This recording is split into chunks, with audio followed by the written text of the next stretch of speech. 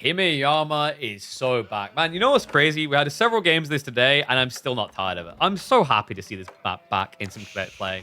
Let me reset the score here because we are hopping into a brand new series. Game number 1 on Himeyama. It is going to be an HRE pick for MSN up against Lash's Japanese in this caster game. And we are getting dark on dark. Yeah, so I wonder if it's going to play out this way because both these civs can Dark Age rush. And there's a lot of perceived value in the Dark Age because of Himeyama's pond in the center.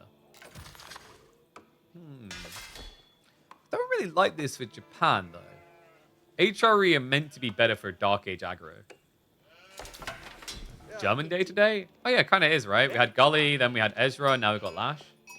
These damn Germans and their efficiency at Age of Empires. It's almost like 20% of the fan base of Age of Empires is German. It's almost like there's a reason why, for years, Red Bull kept doing the event in Germany. We are everywhere. Yeah, why couldn't I have had more British? Then it would have made finding sponsors easier. Now, instead, I always get rejected when they're like, you need to have 50% US audience. I'm like, dude, bro, Germans buy things too, okay? They buy a lot of things. One of the strongest economies in the EU. They never take me seriously.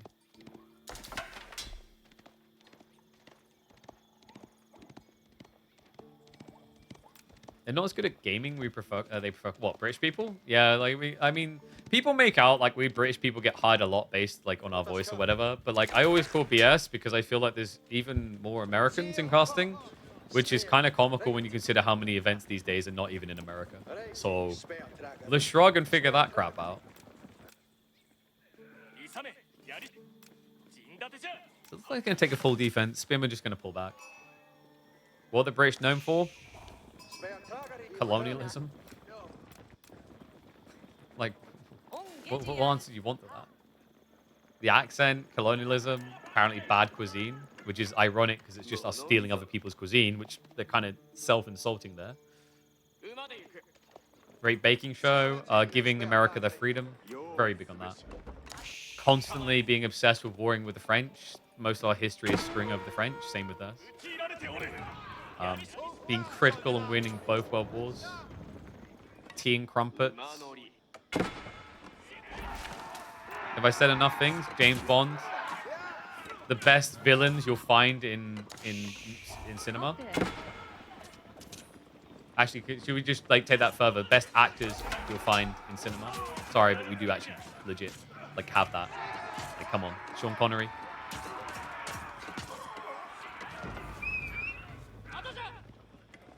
Like Daniel Day-Lewis as well. What else am I forgetting? I've forgotten his name, damn it. Inspector Gordon. Who most people see Gary Oldman. Most people seem to think Gary Oldman is American. He's not. Christian Bale. Sorry, guys, we win.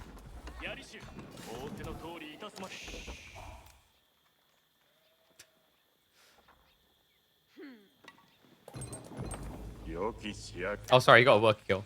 Sorry, I was Googling actors. I was like looking, I was like, okay, I wonder actually like what wins. We do get a lot of Americans come up. It's surprising how many Brits there are. All right, so we do have a worker kill, which I should know how that happened. All right, my POV is legit. I just had a browser window up. I was like, I wonder how many like Brits there are on this list. There's actually a lot of English actors when you search best actors of all time. Hell yeah.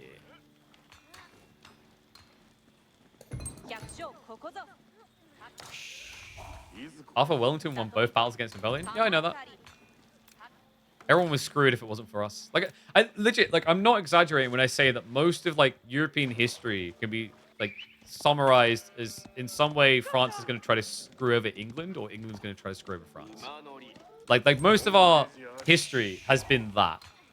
Like even for example, the independence of America. Think about the French funding there. Why? To screw over the English. 30 Year War, yeah. Spanish inheritance, yeah. 100-Year War, the obvious one. You really didn't like the other person doing things. Most of the world's history is based off England. No, there isn't like there's an element of like the way history is told. It's very much told from a European perspective because of the colonialism, right? There was an interesting talk that I heard the other day about the cultural mentalities of the West versus the East were drastically different when you think about it.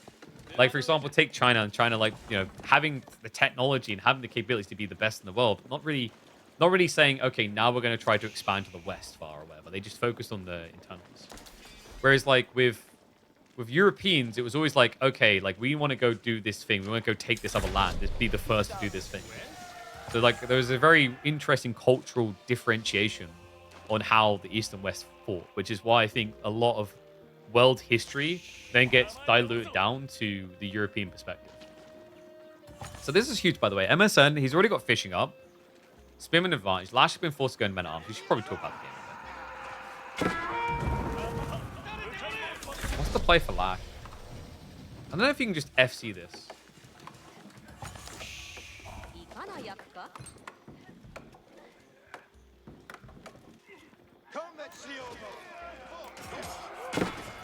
Oh, he's going to go Samurai.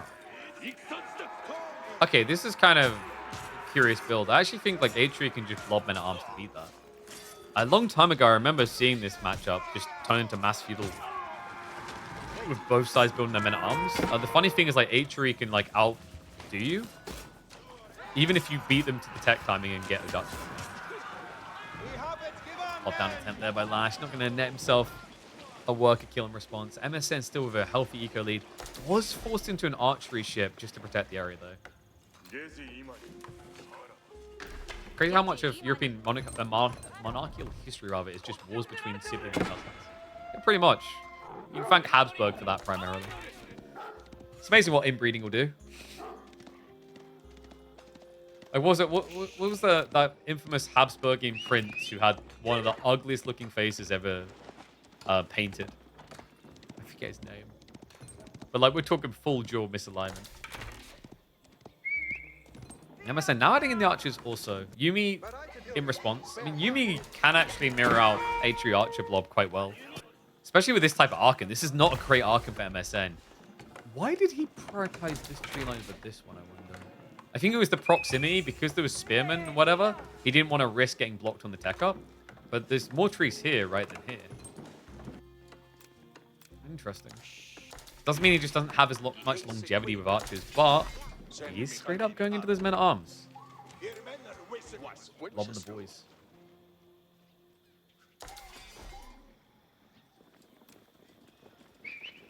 Most reading those histories in European languages? Exactly, right? Like, there's very different takes and also catalogings, but there is also a big argument about how the history played out, right? It's like, if you think about it, unless you're looking at Mongol history, which is the closest it really came to happening, a lot of the movements was invasive behavior from Europeans into different continents.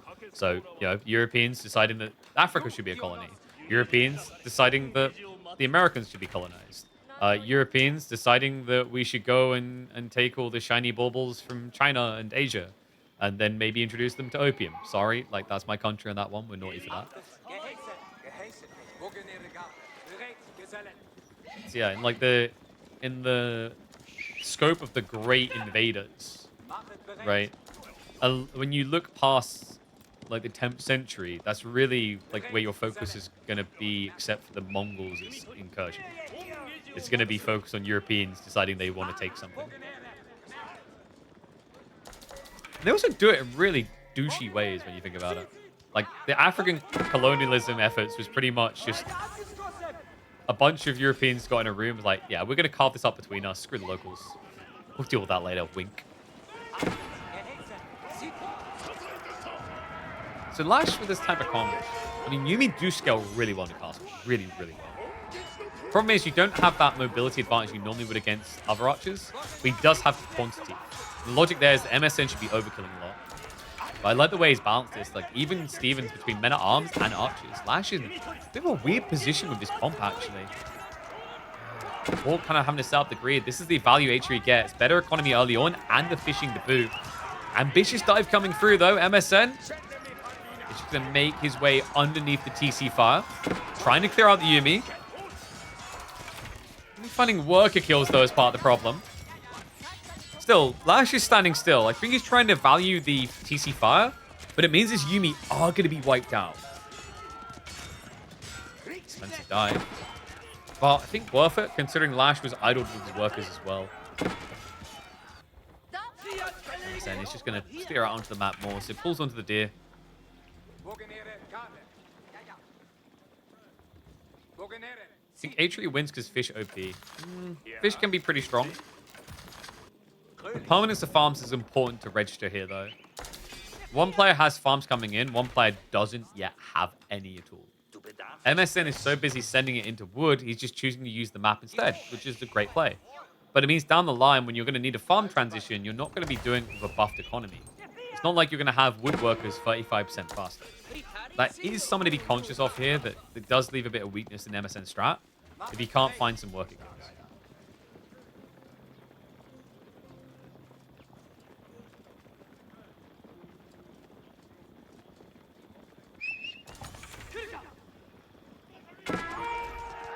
Touch him in arms. Trying to just block out the berries now. Numbers don't really look there, though. MS. Okay, so the men at arms are tanky, but the archers are actually losing the trades against Yuumi. That's the problem there. Lash, it looks like his real win condition is revealing itself. It's the same win condition that every single Japanese player looks for, Pinky. He's going to be trying to go for castle. Whereas MSN is trying to go for what? A mass men at arms deep dive? Does he have the timing? I guess so. He is forcing Lash to add in Samurai.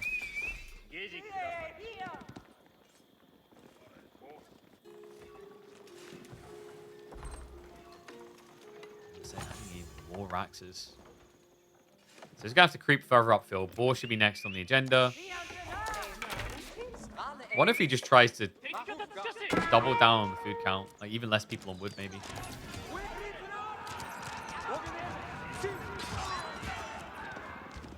You're forcing idle for sure, but the problem with this type of move is like you're not actually be able to get worker kills because the army forces them in arms. You can't just have archers trade with the Yuumi because you're outnumbered. So this unit that needs to burn down the buildings also has to attack all the army. Kind of feels like MSN would really benefit from maybe a ram play here. Have siege engineering though. And Fish has some time left. He's got 130 here, 600 here. And then I believe... Where? Oh, you might have already tapped one. Okay, so he's got about 700 food left.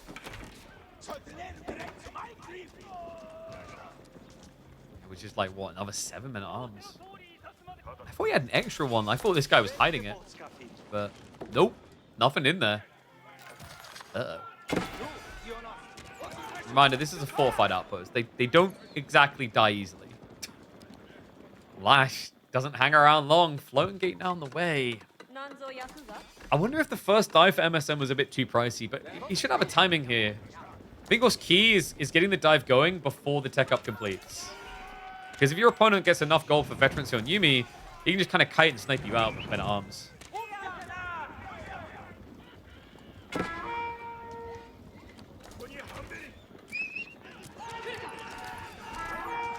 Gonna be diving MSN. He sees it. He knows. Does he know quick enough? MSN won't be able to stop the tech up from happening, but he will be able to wipe the army. He is over the archers. He's going to snipe a few workers now to punish it. Difficult to do with just a handful. Probably should be 3 or 4 worker kills in total. Actually catches them seeking shelter. No! Alright, that's a cursed maneuver right there. Run straight past the men at arms. Dive into the tree line. Lash now behind by almost 10 eco units. He is everywhere with this move. Has to be with the men at arms. You've seen the panic that actually is setting him behind this, right? There is a deep concern for MSN. He has to start prepping spearmen because he knows Mounted Samurai will be on the way.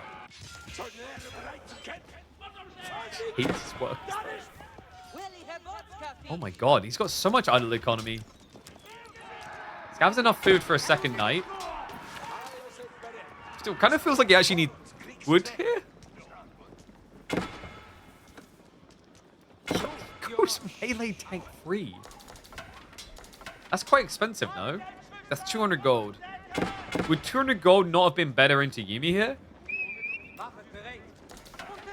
I wonder what like Lash's thought process is, because I would have thought Yumi is probably your best chance of scooping an army together to defend. With veteran siege, most definitely. Even just actually prioritizing balanced projectiles too for the TC dives.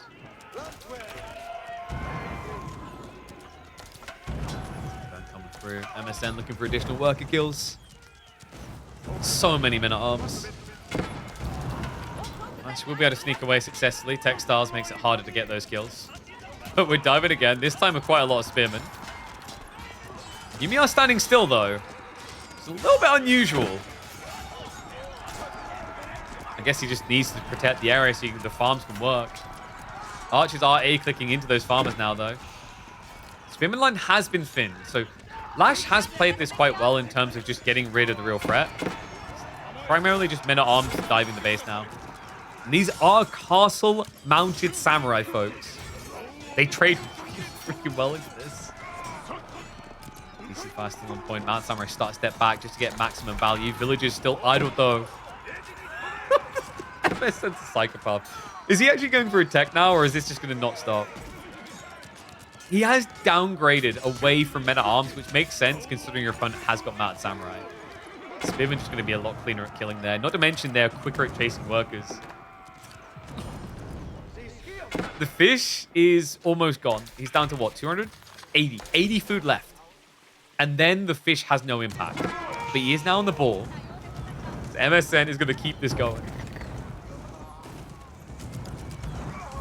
Lash at risk of losing the Yorishiro investment. So even if you want to go mounted samurai, it'll be a slow process now. He is running all the way to the corner, hiding on the edges just to gather.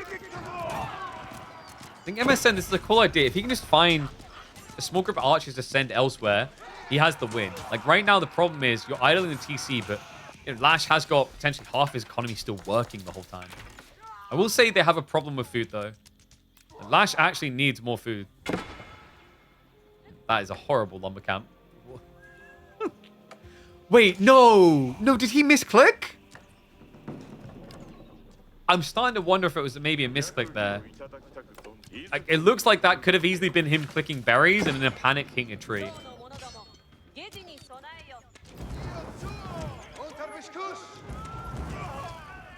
Farmhouses, just trying to pop block him. I don't think the pop block strat really works very well when you've butchered all of your opponent's army like this. You would need to burn down quite a few houses. So, it's going to be a resetter. Is this where MSN feels confident about Castle? Like, he's up 20 workers. Maybe slightly less than that, 16, right? But 16 is still good enough. Painted that, though. Lash does actually send the one mounted samurai he has out to raid. Spearman are going to be able to bring an end to that. So clubs down a few. Nebly falls. Did get shivved down with that one trooper that went round. It actually kind of looks like... Wait, what was that? Guys, you saw that, right? He was gathering berries from the body. Wait, what? I didn't imagine that, right? Was there actually a berry there? Yeah, in the tree line. What? All right, dude. That is some janky ass spawning. Legit, it was pretty much in the trees. No wonder he accidentally clicked on the wood. That's so weird. Yeah, you can tell berries are there because it's got the weeds where it was. A quick wall up. We'll buy him a little bit of time, but guys, I think this game is over. HRE all in send, still pretty damn good. Trying to repair the stables, but that's going to require you to be exposed. And why did we walk down here? Why did we lead them over here? This is over half of Lash's economy in the corner. MSN now gathering the deer from the enemy side of the map. I love Lash's perseverance. I think that's the polite way of referring to it. Like, you know, look at stubbornness. He believes there's a way. He's like, but Japan is OP. There must still be a way. Activate anime music.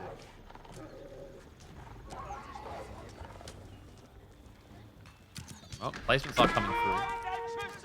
It's going to be fortification first. So if MSN wants to break this, it's definitely going to need a ram. Full switch on the gold, though, and he has also now got the permanence of food coming. Him being efficient again. Time for it as well, as food was starting to run out. Walls are going to come up, but I feel like we need more food now.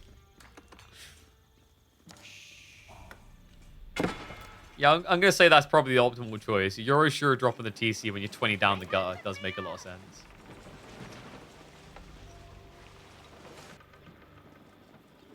The annoying samurai are going to start arriving. MSN. This is ambitious gathering. It's okay, guys. We almost got him 100 shots more and he's dead. Can we stop trying to turn samurai into porcupines, please? So we're going to be able to react to the Mad Samurai. It's a Burgrave in this economy? I don't know if he... Does he think that Lash has got more relics home? Because Lash has got a grand total of no relics home. I guess he does have permanent farms. Right, 13 farms is a start.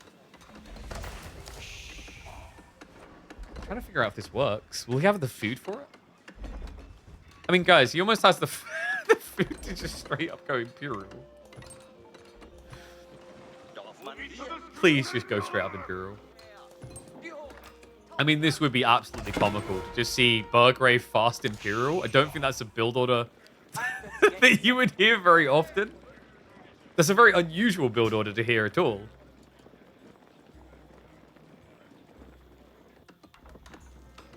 I think it is.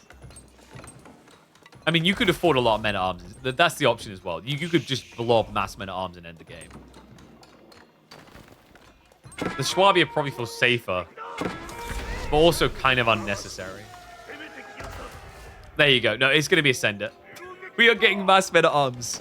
I questioned whether he had enough food, and MSN's answer is shut your dirty mouth and take my food. Oh my god. He has enough food for 30 men-at-arms. This is wild. The delayed Burgrave, like, I don't... When you ever see this, it's always a Burgrave rush. This was not a rush. We're 22 minutes in the game. Men-at-arms should be very bad right now. In theory, like, your opponent has lances, crossbows. That's what usually you'd see. Instead, we've got Lash with barely any samurai massing Yumi. All right, guys, I think he's cured. Like...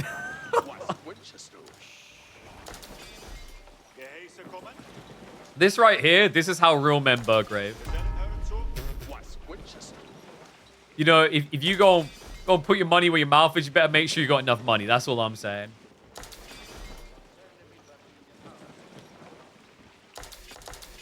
Why didn't Lash just GG? Because his opponent was still feudal. It's not unusual when people, like, an age behind to say, okay, like, I don't need many units to come back.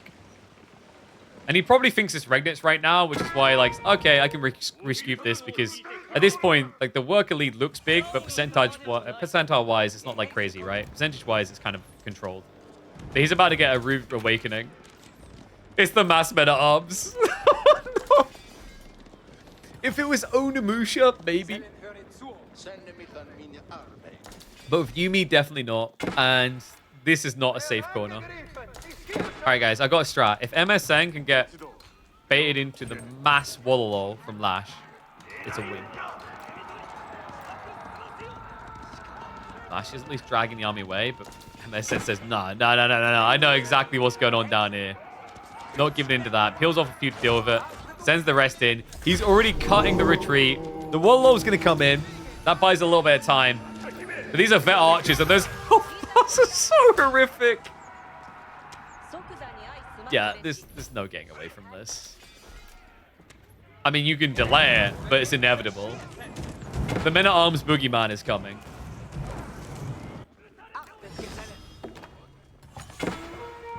Nat Samurai are going to try to club back. But the men-at-arms have been chasing. And they have heavy maces. And they are not happy to see the Eastern Warriors arriving on their territory. Onimus to switch now from Lash. Will he have time? Tricky, not impossible. If he can get up to, say, 12 to 14 Onimusha, I mean, he should have enough damage at that point to insta-kill Men-at-Arms. Then it's a case of just trying to buy enough time. What does make this tricky, though, is this is Forlorn Hope, remember. The Burgrave got buffed. You now get 50% more charge damage, so your initial hit strikes a lot harder. 50% more damage. You're already doing 14 base as well. So you're hitting for over 20 on that initial hit. And Onimusha are glass cannons. I mean, you can get 4 here, basically. Army's coming. This is the do or die Lash. Only 3 Onimusha. Alright, it was a valiant effort, buddy, but I think you just experienced the perfect Burgrave. This ain't a single, this ain't a double. This is a triple burger. This is a culinary heart disease burger. With a kilo of cheese. This is going to be the end. MSN. Slapping Lash down in game 1. Kiddos came to play. This is a strong opening as well, man. The most manly way to do a Burgrave. Okay, maybe it's manly. I feel like that would be in the enemy base. It's up there, though, for sure. Okay, Lash, you can actually call it now. I think this is Lash, like we get it with Dumu sometimes, right? The content creator brains, like, this would be the best comeback ever. I still think there's a chance it's worth playing it out because YouTube. I think that's what Lash is doing now. He's like, okay, I ain't dead yet, son. Well, I mean, this looks pretty dead. If you're not dead at this point, you're a zombie. He's like, but I have Men-at-Arms too. We are not the same. Yeah, like over here we got like what, 2-child policy. Over here we've got, oh my god, you can fit 15 kids in one room. We're having a boogle over here. Quick, have some of them sleep in the drawers. We can at least fit 5 in the toilet. They can fit there, you know, sleep on the floors. One can sleep on the toilet. One can sleep in the bath, and it's going to get washed out. Finally, amidst defeat against the manly Burgrave.